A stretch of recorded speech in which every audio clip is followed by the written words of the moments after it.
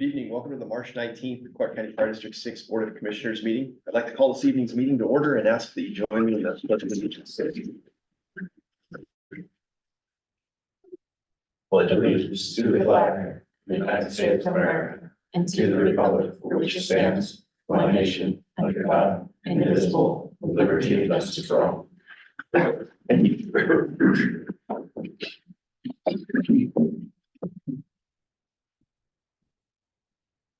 At this time, I'd ask for any additions to this evening's agenda.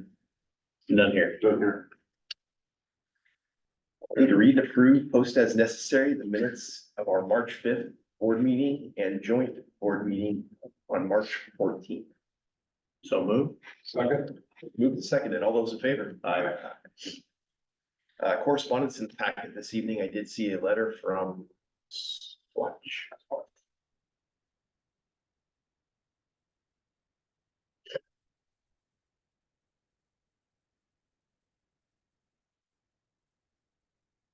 There should be a file that says correspondence. That's refreshing. Citizen communication. Citizens wishing to communicate with the board this evening can do so using the chat feature that's on the Zoom screen. That'll be monitored throughout this evening's meeting. Committee reports. So Health and safety. in the packet, there is a health and safety report. It outlines injuries and what was reported, but we've just had some minor injuries, mostly with no claims filed and no time lost. We did have an accident where one of our engines slid off the roadway during the snowstorm. And then we had another accident where an engine backed into a bay door. So both of those have been investigated, followed up on, and sent to insurance. Thank you. I didn't see any report for the risk management group. No report. Next up, Fairgrounds Fire Facility Board, Commissioner Lossback. We did have a meeting. Things are going well. We're getting along. We are working hard on utilizing one engine. Unless that engine is down in service, we've agreed to split the cost of service and those sorts of things. Maybe someday down the road, start a plan where we could put someone in and together buy an engine, but we just got that. Didn't get it quite that far. Probably the big thing is that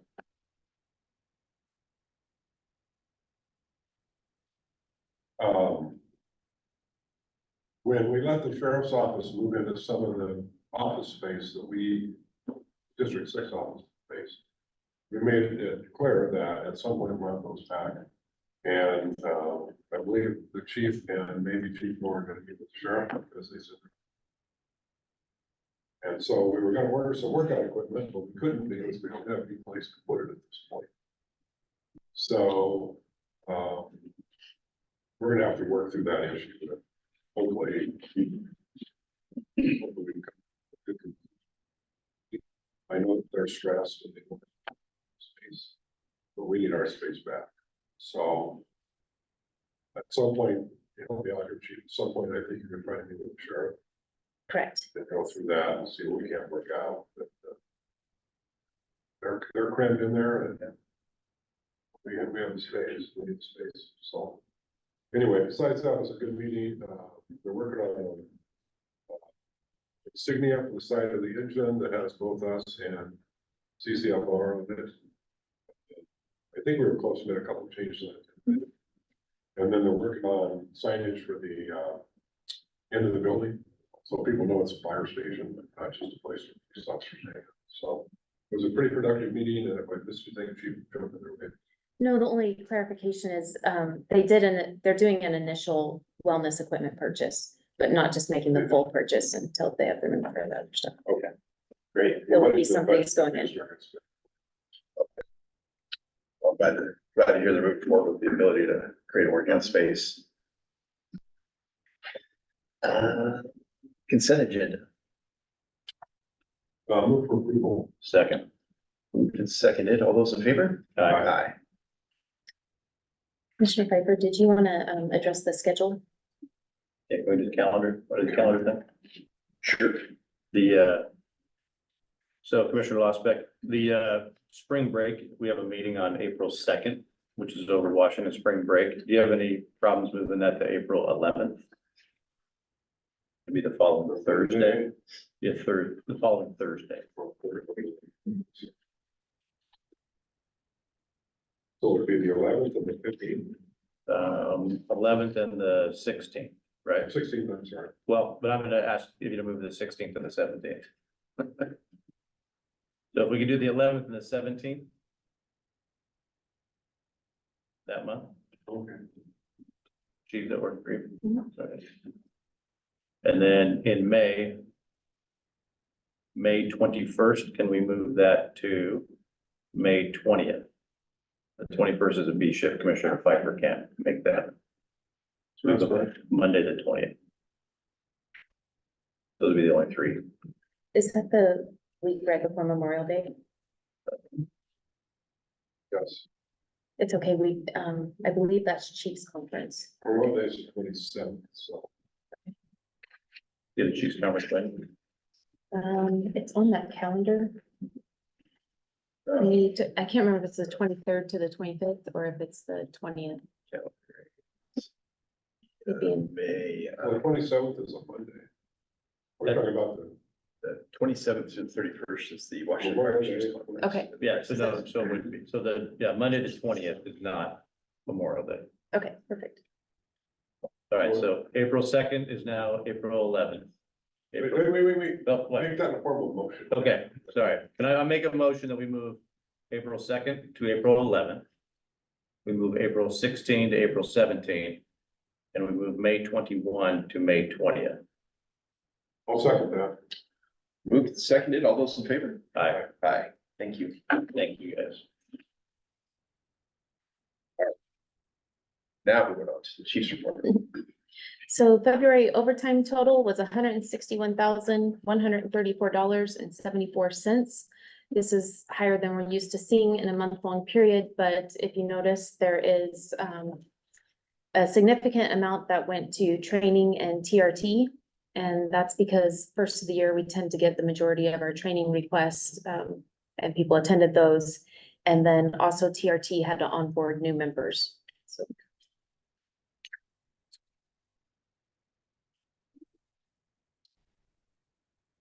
If you just want to walk through the remainder of those. Yeah. So the next is the budget performance report for 6212 fire suppression. The anticipated expenditures would be 16.6. We've expended 19.4. And for 6242, the anticipated is 16.6, and we've expended 11.8. And a lot of that was apparatus purchases and first of the year agreements that we did early for the fire budget. And then for the facility report, as you can see, the Station 63 storage building is coming along. The contractor told me today a completion date of April 12th with the potential of a week addition onto that. So that's coming along and doing good. As far as the 61 remodel, the next pay application that you'll see will be your first meeting in April. But a lot of stuff has happened on the admin side. The HVAC's nearly complete, drywall's 90% hung. Interior paint is scheduled for next week. Siding's 90% complete. Masonry work is ongoing. Rough-in audio visual work is complete. And the roll-up door will be installed next week. So they're anticipating the switch over towards the end of April. Yeah. Storage building.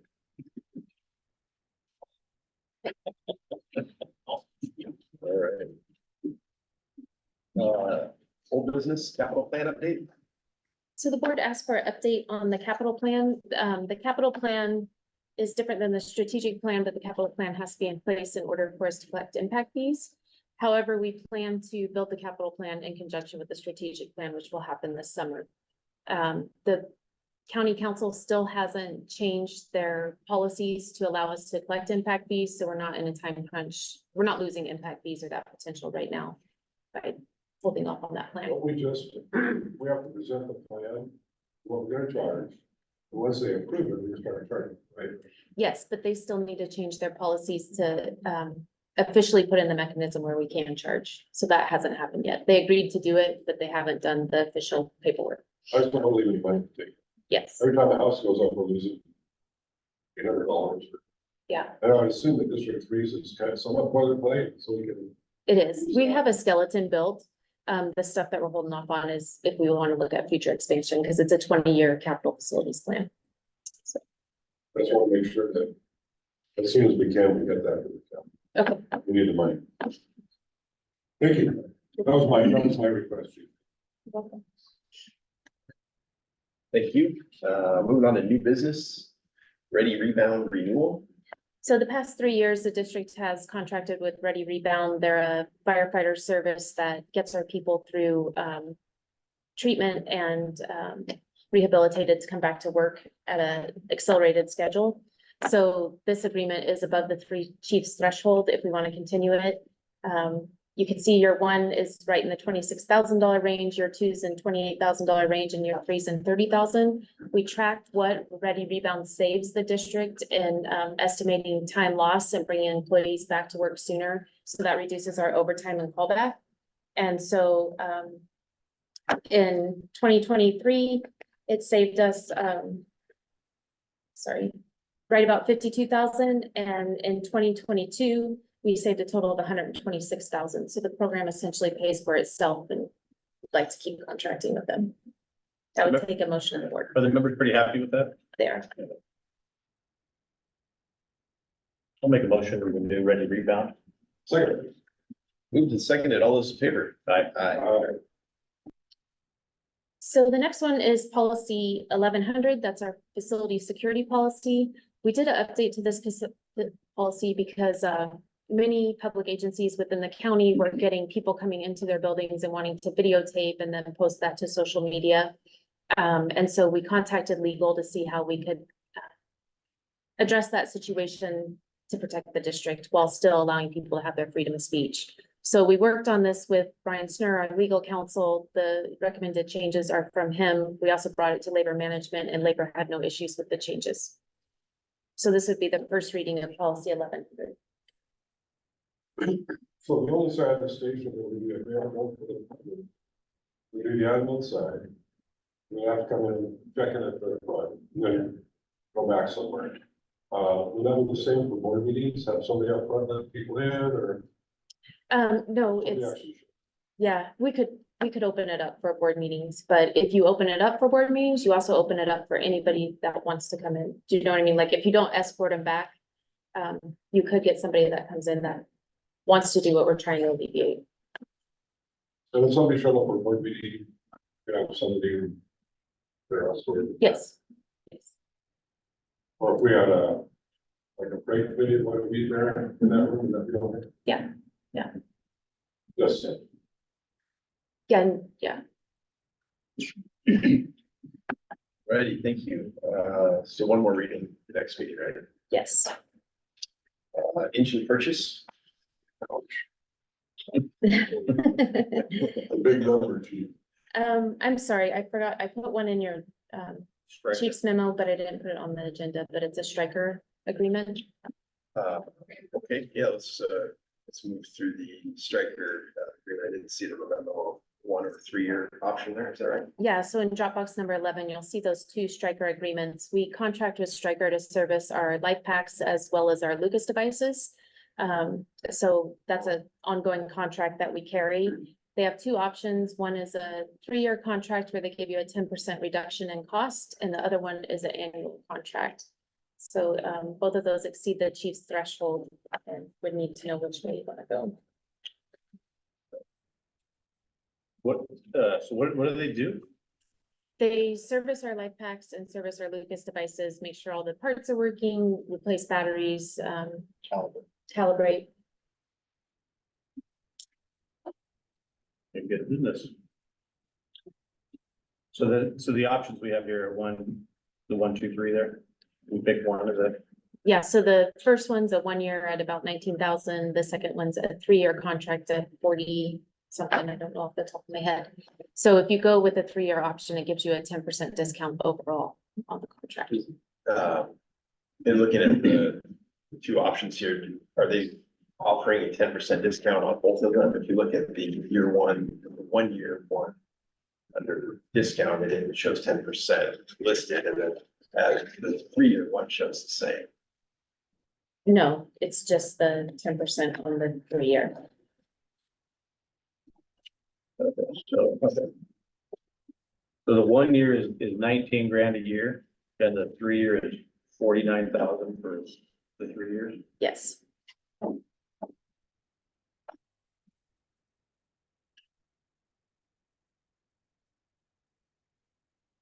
We normally pay this? We do, yeah. Yes, we Lot of do. money. Yeah, and we're renewing it because our previous 3 year, we were in a 3 year prior. 3 years. That one expired, so now we need to enter into a new one. And that's annual, but they're gonna replace the batteries every time annually? They check the batteries, test the batteries, calibrate the machines. They don't Yeah. replace the batteries. It's interesting. I'm not positive. I don't think they replace, only if they need batteries, they buy batteries, batteries last.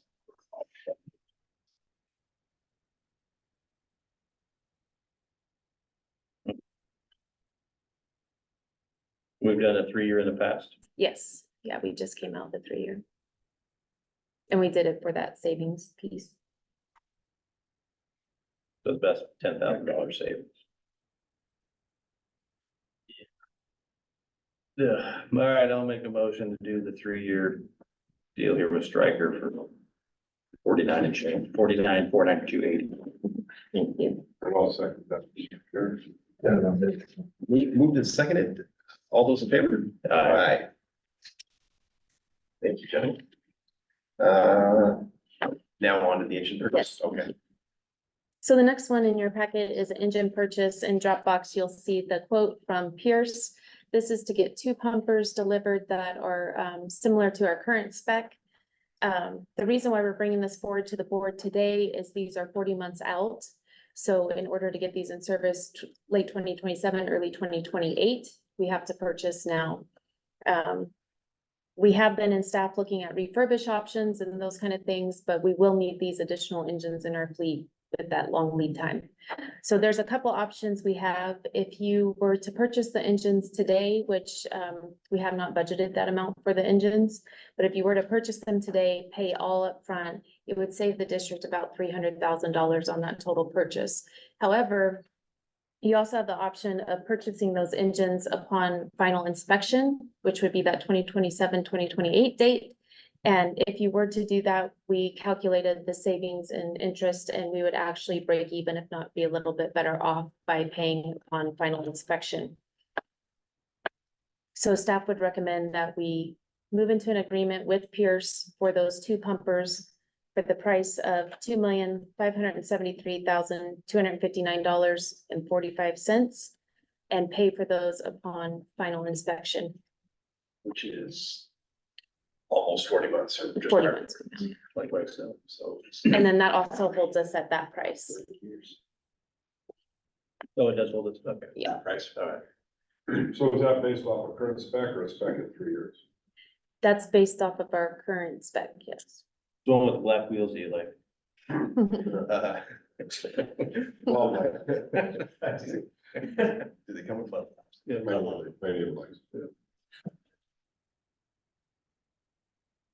them. Would there be other anticipated expenses associated with these 2 pumpers at this price?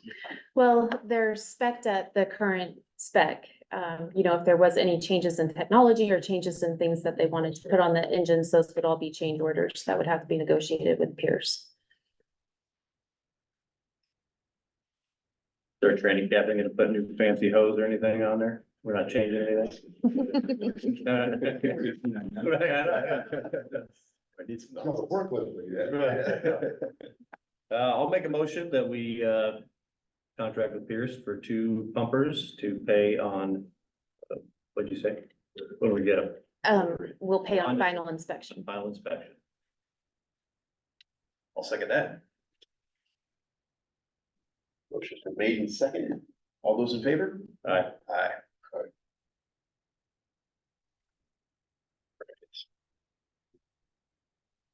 Fire levies lift presentation. So we'll go to the board here.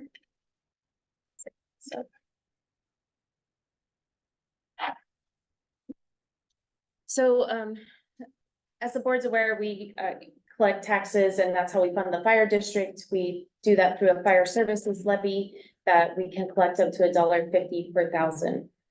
We did this levy in 2020. Since that time, the levy rate has dropped. So we're bringing this forward to discuss with the board options of running a current fire levy lid lift. So our current levy, we collect $1.15 per thousand. That's because as assessed valuation goes up, the collection rate goes down. So would like the board to consider restoring the current fire levy from $1.15 to $1.50 per assessed value. So the reasons why we need to look at this is call volumes and the cost to provide service require more revenue. We saw that just with the engine purchase that you guys just approved. And then we are limited to the 1% annual increase allowed by law. So that 1% annual increase does not keep up with inflation for us. So firefighting, emergency medical service, training, facility needs, replacement apparatus and equipment, these costs are all high cost and they represent real needs that we have for our community. So again, the last levy lid lift was in 2020. We completed all the promised projects on that levy lid lift. They increased our staffing, improved our community insurance rating, and reduced insurance premiums for some home and business owners. And we delivered on all of our promises. So future needs, we know that we need to increase our firefighter footprint within our community. We know that our stations are getting busier and busier and the call volume is taxing our personnel. We also know that we need to look at some alternate deployment and staffing to help reduce our response times. We have times of day where our units are busy and they're already on other calls, so those back-to-back calls slow us down. We also need to increase staffing to address that call volume, so that's all part of improving our firefighter footprint within the community. We want to explore opportunities for expansion. Currently, all of our facilities, even though they are new and remodeled, are at max capacity. So to add any further response or deployment, we need to look at other opportunities. And then we need to address some support needs of the district, such as apparatus, maintenance, community programs, and personnel. So that's our why we're asking you to consider it. There's two options to consider. The first is a fire levy lid lift that restores us to our current $1.50 per thousand of assessed value. The second is to consider a 6-year fire levy lid lift that restores the current levy to $1.50. So option one would be a proposition that restores the levy of a property tax not to exceed $1.50 per thousand of true assessed value, subject to otherwise applicable statutory limitations for the following 5 years. That's the legal term for what we're looking for. But the pros of option one is it's the same as the levies we've run in the past. So it's known, it's a known quantity, it's known to the community. It requires a simple majority of 50% plus 1 vote, and it provides the necessary funding for the district. The cons of option one is its closer intervals of potential levies. So like, for example, this levy in 4 years, we're asking for a potential levy lid lift. We'd like to stretch that out further to avoid voter fatigue. And then if you put an EMS levy somewhere in the middle of that too, it gets pretty quick how we're asking for it. The other con of option number one is it's limited to the 1% increase allowable by law, and it doesn't support succession planning. And I'll go into more depth about this succession planning. So option number two is for the board to consider a proposition restoring the levy of property tax not to exceed $1.50 per thousand of true assessed valuation and establish a limit factor of 6% subject to otherwise applicable statutory limits for the following years, 5 years. So what that means is you wouldn't be limited to that 1% increase. You would be able to get to a 6% increase each year of those 5 years. You can never exceed $1.50, however. Option two pros, it offers stability with the district for the next 6 years. It also requires a simple majority of 50% plus 1 vote. It supports increase in growth and values within the district. It helps us with succession planning. My tenure at the department is probably about 4 years. With a levy like this. This would carry over 2 years with the new administration and help with that succession planning. It's the same method other fire agencies in Clark County are considering, and it's not limited to the 1% increase. So the cons of option two are, it's just different than what we've done in the past. There's been a lot of success with running this type of levy for a multi-year at the 106%. Clark Cowlitz did it in 2017, Duval in 2019, East Pierce, King County, Snoqualmie, all in 2021, King County, South King, Vashon in 22, Lacey, East Olympia, South Bay, and Southeast Thurston in 2023. So there is success with this type of levy. Then any questions? How does it look to, how does it look to the voters, in the voters pamphlet, I guess, what do they see? Does it look different to them, or does it look like we're just asking for our levy renewal or? Yeah, so in your board packet is the language for the explanatory statement. So it does say in the explanatory statement, it talks about the 100%, 106% for 6 years. There's also a draft resolution with both option one and option two. So the big difference is that 106%. So my question is, not calling it good. Isn't there a formula? We don't automatically get $1.50. We don't automatically get the 6% a year. No, There's a formula, it could be 2%, 3.5, or it doesn't automatically, and the way you're stating it, it appears that it's always gonna be 6%. it is always 6%, but not to exceed $1.50. But we might not get the whole 6%, we might get 3. Based on the assessed value of the district. If the assessed value of the district goes up 3%, then we get 3%. That's my understanding. So We don't the always six. get the 6. The 6% is the levy limit that we can ask for in addition. But we might not get 6%.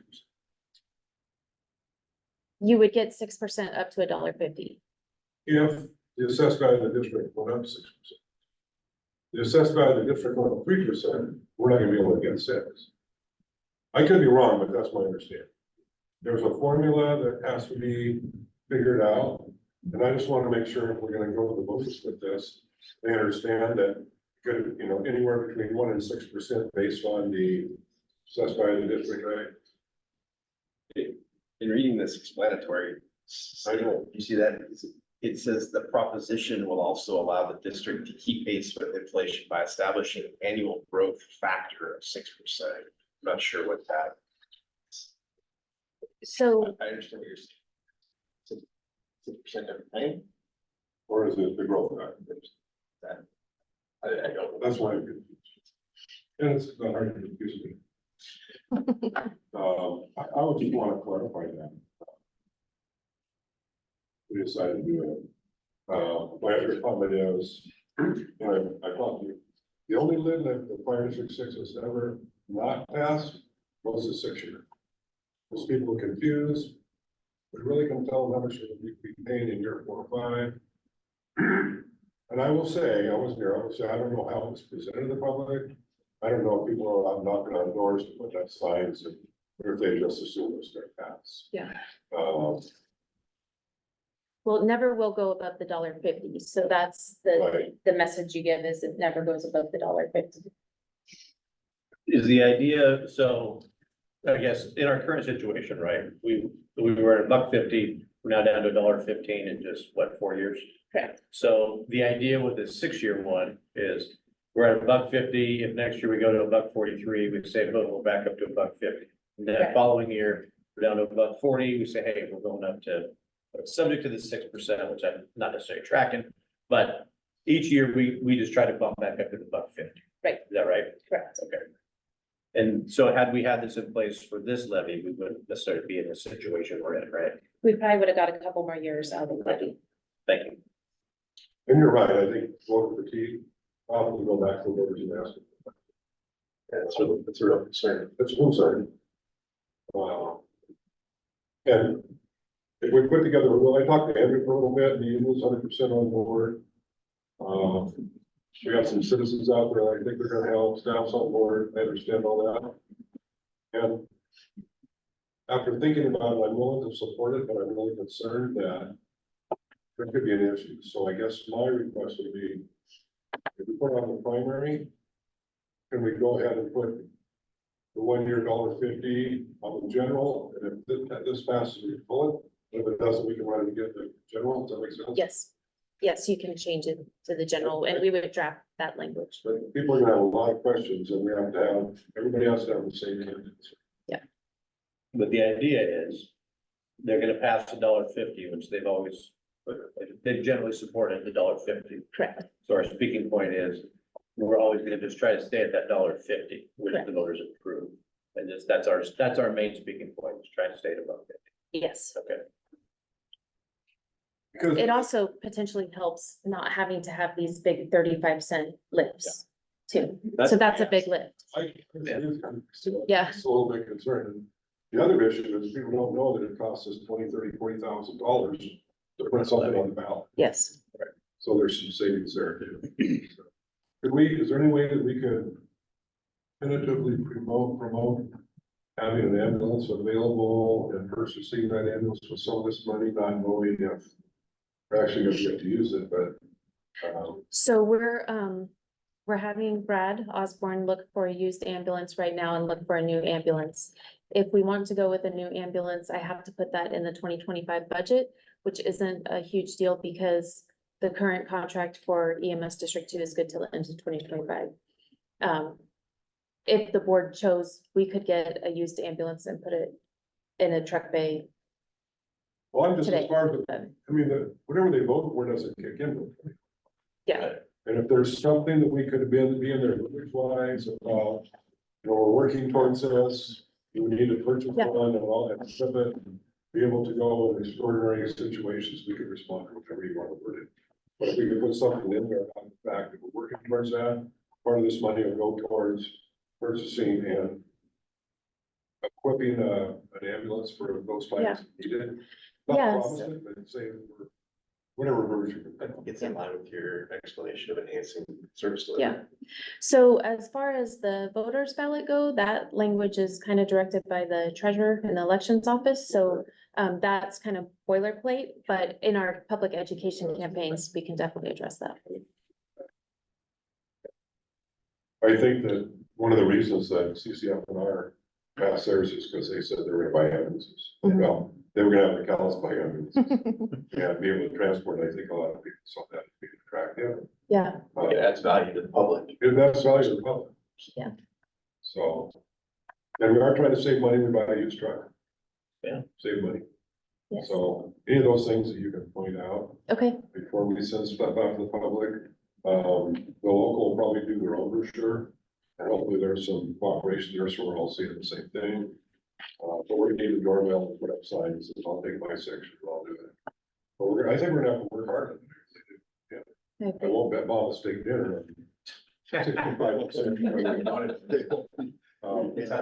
But I do have concerns if we can cover our bases and run number one in the general, if for some reason number two doesn't pass, then I would support it.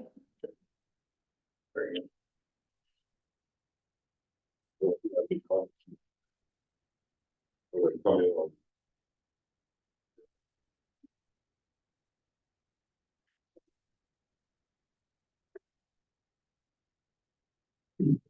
Yeah. What do you need the motion to say? I think it's in here, so I think It's the I'm looking at the, I see the explanatory statement. 6 year. just a resolution. yeah, so the resolution is in your packet, and it's just resolution. Sorry, resolution 2024-03, providing for a submission of levy general election. Right. Where's that at? It's Dropbox number 14. 14, B, is it B or are they all the same? There's Maybe A, it's B, in and your C in there. chief notes, might be easier for that part, but I just have the explanatory statement. Okay, the chief's memorandum. Oh, thank you. the top line.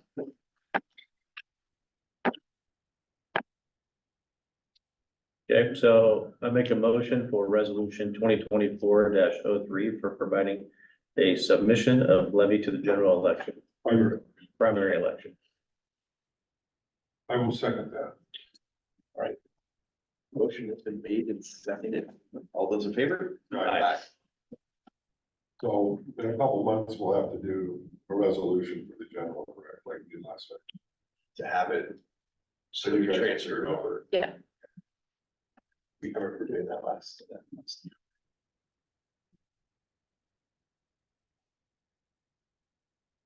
All right, thank you. That concludes, new business, executive session is next, and, the board will be moving into executive session. That's in accordance with RCW 42.30.110 parentheses 1 parentheses D to evaluate public employee performance and legal. We anticipate that executive session lasting 30 minutes. Reconvene at 7:05.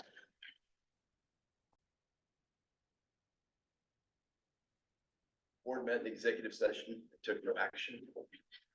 Roundtable good of the order.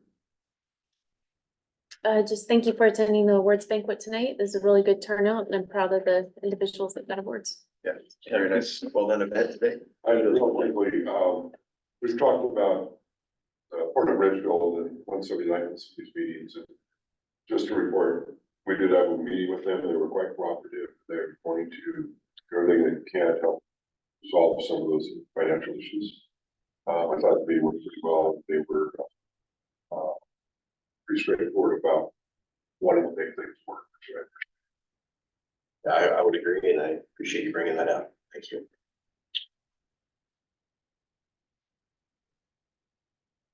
Anything else? All right, with that, we'll need to authorize March issuance of payroll warrants, Clark County Treasurer, authorize March payroll direct deposit treasurer's check, authorize March deposit of federal FICA medical withholding treasurer's check, authorize pre-authorization invoice transmittal, authorize payment of current bills. So move. Second. Moved and seconded, all those in favor? Aye. Aye.